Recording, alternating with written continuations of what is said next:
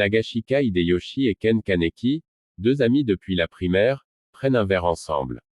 Hideyoshi drague la serveuse, Kirishima Tuka avant de laisser Kaneki à son rencard avec une autre fille.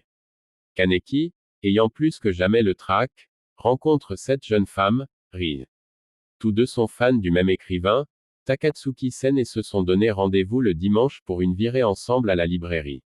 Ils passent la journée ensemble et le soir, Kaneki raccompagne Ri. Il finit par lui demander si elle voudrait sortir avec lui. Riz lui répond qu'il l'attire aussi et soudain lui mord le cou. Pétrifié, Kaneki découvre qu'il a affaire à une goule. Riz dévoile pleinement sa vraie nature de goule, elle se met à lacérer joyeusement Kaneki. Alors qu'il est au bord de la mort, soudain des poutres tombent sur Riz et l'écrasent. Kaneki sera hospitalisé mais il guérit rapidement de ses blessures mortelles. Cependant, il perd l'appétit, dégoûté par tout, même ce qu'il préférait. En voyant une émission télévisée parlant de goules, il découvre que cette caractéristique est propre aux goules. Puis, il tente de se transpercer le ventre d'un couteau de cuisine, mais la lame se brise sur lui. Kaneki se désespère à l'idée d'être devenu une goule à son tour. En sortant faire un tour, il s'horrifie de voir que son appétit s'éveille pour de la chair humaine rien qu'en voyant les passants. Plus tard, en déambulant dans la rue, il suit une odeur appétissante et découvre une autre goule, Kazuo, en plein repas mais qui se fait tuer par une autre goule, Nishiki, n'acceptant pas que d'autres goules foulent son territoire. Il allait tuer Kaneki pour la même raison qu'en tout cas, elle aussi goule, s'interpose, déclarant que depuis la mort de Riz, son territoire revient au groupe Anteiku. Il commence à se battre mais Tuka prend l'avantage. Nishiki préfère partir. Tuka voit Kaneki, luttant contre son envie de manger de la chair humaine. Ennuyée devant l'entêtement de Kaneki, elle lui fourre de force un morceau de chair humaine dans la bouche. Après que Tuka l'a forcé à avaler de la chair humaine, son mentor recueille Kaneki dans le bar qu'il tient.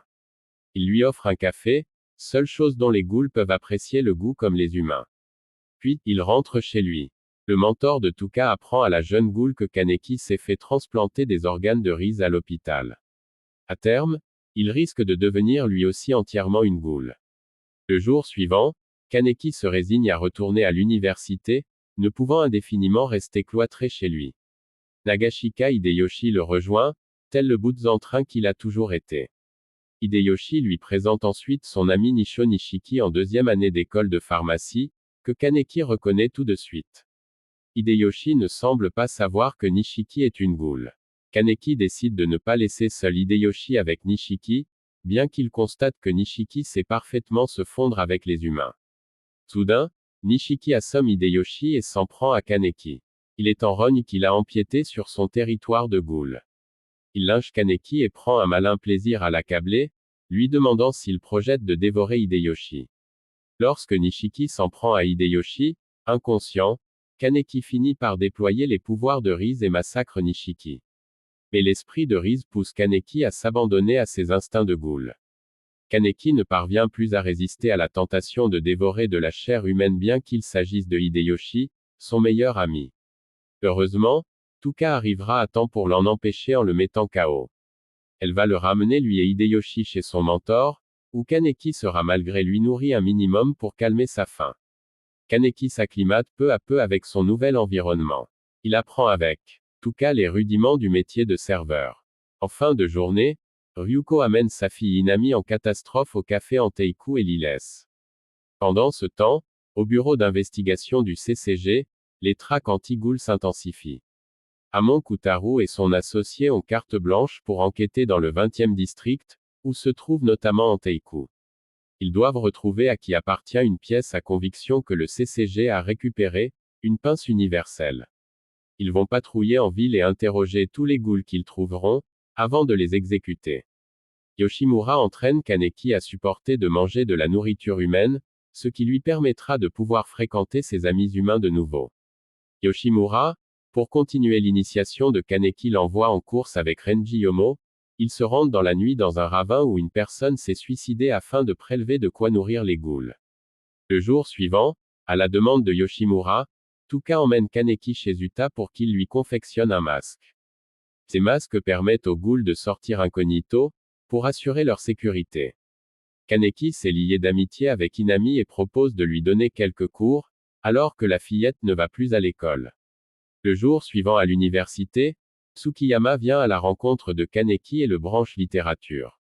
Il lui confie également qu'il regrette la mort de Kamishiro Riz, l'une des rares ghouls à avoir été tant amatrice de lecture. Il laisse à Kaneki la carte d'un café en lui proposant de venir, car il pourrait bien y faire la rencontre de Takatsuki-sen, l'un de ses écrivains préférés. Le soir après son travail au bar, Yoshimura envoie Kaneki s'entraîner au combat avec Ren Yomo. Puis Yomo l'emmène au bar Helter Skelter où il retrouve par hasard Uta, le tatoueur mais aussi la patronne, Hitori. Cette dernière, très curieuse à propos de l'hybridation de Kaneki, lui raconte une légende urbaine. Si une goule et un humain s'accouplent, l'enfant meurt la plupart du temps mais dans de très rares cas, il n'est mi-homme mi-goule. Kaneki lui pose quelques questions pour en savoir plus sur Ri.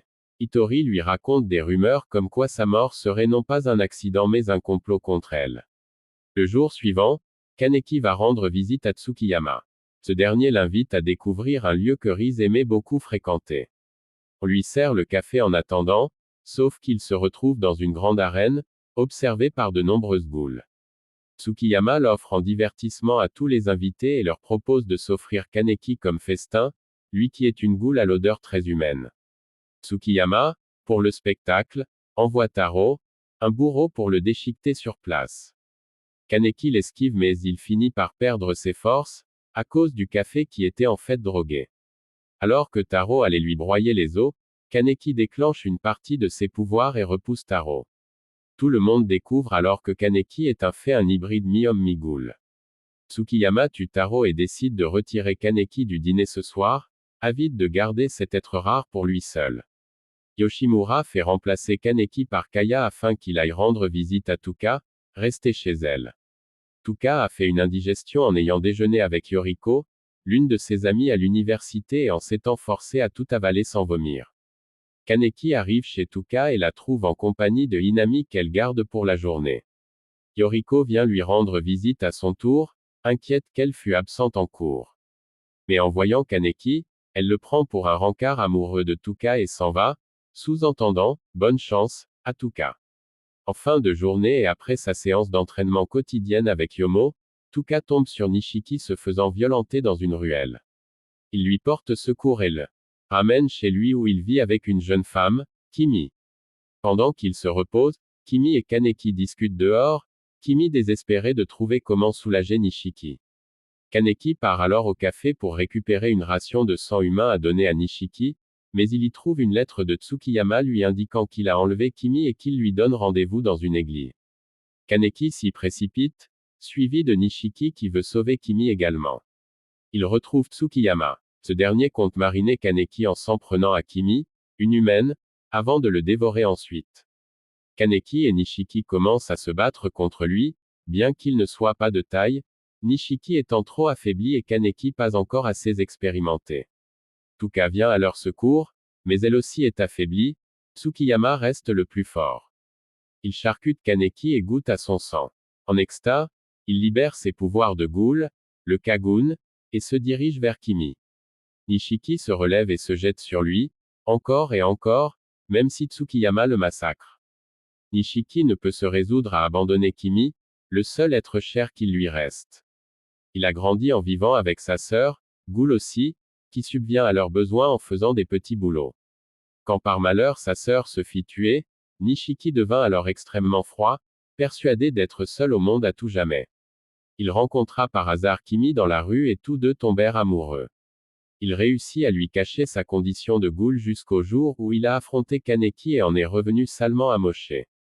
Kimi découvrit qu'il était une ghoul mais elle le laissa lui dévorer de la chair. Elle-même avait perdu sa famille dans un accident et Nishiki lui avait redonné espoir en la vie. Nishiki parvint à se contrôler en ne mangeant qu'un tout petit morceau de chair de Kimi. Nishiki est donc prêt à tout pour sauver Kimi. Kaneki a l'idée de faire manger à Tuka de sa propre chair pour qu'elle retrouve des forces. Il montre volontairement la chose à Tsukiyama pour le faire enrager et une fois que Tuka a mangé un peu de la chair de Kaneki, elle active son propre Kagun pour la suite du combat.